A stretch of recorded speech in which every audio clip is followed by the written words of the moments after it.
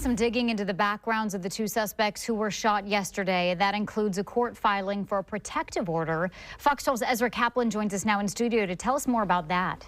That's absolutely right. Early reports yesterday said that the two people shot by federal agents were married. We're now learning from DHS that that isn't the case.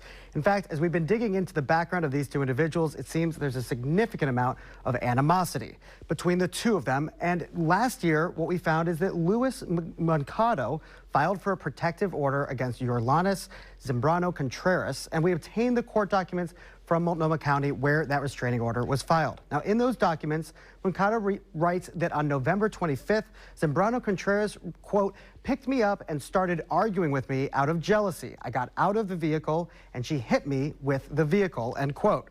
He added in that court filing that she had threatened to kill him and that he went to Adventist Health to seek medical care for his injuries. Now, in another section of the document, Moncado writes that Zambrano Contreras drove a red Toyota Tacoma, a description that matches the truck involved in the shooting yesterday afternoon. Now, a judge granted Moncado's petition and issued a restraining order against Zambrano Contreras on December 1st of last year. Separately, during the late last year, we obtained court documents from Washington County where Moncada, the man who was shot, was facing a DUI charge. Those documents show that Zambrano Contreras testified in front of a grand jury regarding those charges against Moncado on December 5th of last year. And we are just now getting some new information from the Washington County DA.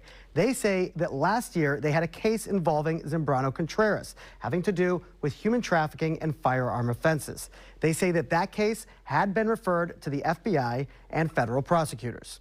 Reporting in studio, Ezra Kaplan, Fox 12 Oregon.